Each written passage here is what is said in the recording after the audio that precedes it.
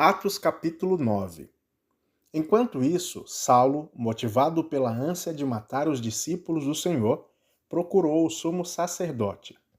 Pediu cartas para as sinagogas em Damasco, solicitando que cooperassem com a prisão de todos os seguidores do caminho, homens e mulheres que ali encontrasse para levá-los como prisioneiros a Jerusalém. Quando se aproximavam de Damasco, de repente uma luz do céu brilhou ao seu redor. Ele caiu no chão e ouviu uma voz lhe dizer: Saulo, Saulo, por que você me persegue? Quem és tu, Senhor? Perguntou Saulo. E a voz respondeu: Sou Jesus, a quem você persegue. Agora levante-se e entre na cidade, onde lhe dirão o que fazer. Os homens que estavam com Saulo ficaram calados de espanto, pois ouviam a voz, mas não viam ninguém. Saulo levantou-se do chão, mas ao abrir os olhos estava cego. Então o conduziram pela mão até Damasco. Lá ele permaneceu cego por 3 dias, não comeu e nem bebeu coisa alguma. Havia em Damasco um discípulo chamado Ananias. O Senhor chamou numa visão: Ananias. Sim, Senhor, respondeu ele. O Senhor disse: Vá à rua direita, à casa de Judas. Ao chegar, pergunte por um homem de Tarso chamado Saulo. Ele está orando neste momento. Mostrei-lhe numa visão um homem chamado Ananias, chegando e impondo as mãos sobre ele, para que ele voltasse a enxergar. Ananias, porém, respondeu: Senhor, ouvi muita gente falar das coisas horríveis que esse homem vem fazendo ao teu povo santo em Jerusalém. E ele tem autorização dos principais sacerdotes para prender todos que invocam o teu nome.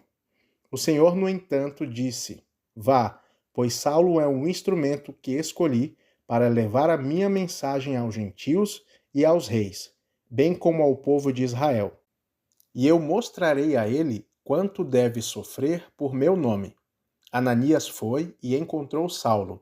Ao impor as mãos sobre ele, disse: Irmão Saulo, o Senhor Jesus, que lhe apareceu no caminho para cá, me enviou para que você volte a enxergar e fique cheio do Espírito Santo. No mesmo instante, algo semelhante a escamas caiu dos olhos de Paulo e sua visão foi restaurada. Então, ele se levantou e foi batizado. E depois de comer, recuperou as forças.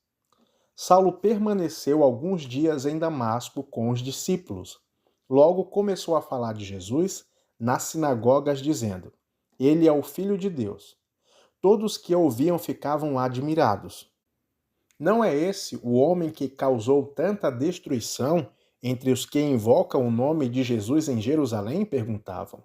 E não veio aqui para levá-los como prisioneiro aos principais sacerdotes? A pregação de Saulo tornou-se cada vez mais poderosa, pois ele deixava os judeus de Damasco perplexos, provando que Jesus é o Cristo. Depois de certo tempo, alguns judeus conspiravam para matá-lo. Dia e noite, vigiavam a porta da cidade com a intenção de assassiná-lo, mas ele foi informado desse plano. Então, durante a noite, alguns de seus discípulos o baixaram pela muralha da cidade num grande cesto. Quando Paulo chegou a Jerusalém, tentou se encontrar com os discípulos, mas todos estavam com medo dele, pois não acreditavam que ele tivesse de fato se tornado um discípulo. Então, Barnabé o levou aos apóstolos e lhes contou como Saulo tinha visto o Senhor no caminho para Damasco e como ele havia falado. Contou também que em Damasco Saulo havia pregado corajosamente em nome de Jesus. Saulo permaneceu com os apóstolos e andavam com eles por Jerusalém, pregando corajosamente em nome do Senhor. Também conversava e discutia com alguns judeus de fala grega, mas estes procuravam matá-lo. Quando os irmãos souberam disso, levaram Saulo a Cesareia e de lá enviaram a Tarso. A igreja tinha paz em toda a Judéia, Galiléia e Samaria, e ia se fortalecendo à medida que andava no temor do Senhor, e encorajada pelo Espírito Santo, crescia em número. Pedro viajava por toda parte e foi visitar o povo santo que vivia na cidade de Lida. Ali encontrou um paralítico chamado Enéas, que permanecia de cama havia 8 anos. Pedro lhe disse: Enéas, Jesus Cristo cura você. Levante-se e arrume sua maca. E no mesmo instante ele se levantou.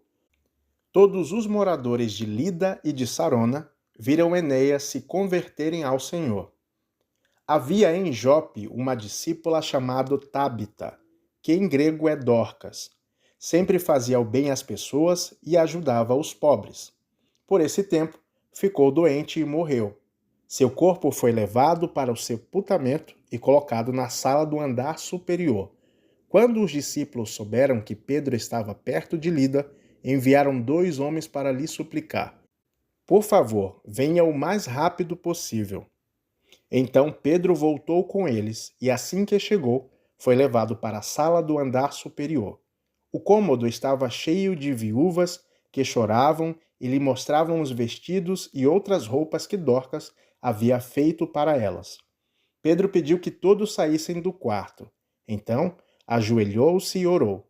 Voltando-se para o corpo da mulher, disse: Tábita, levante-se. E ela abriu os olhos. Quando ela viu Pedro, sentou-se.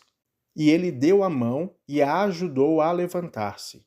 Em seguida, chamou os discípulos e as viúvas e a apresentou viva. A notícia se espalhou por toda a cidade, e muitos creram no Senhor. Pedro ficou em Jope algum tempo, hospedado na casa de Simão, um homem que trabalhava com couro.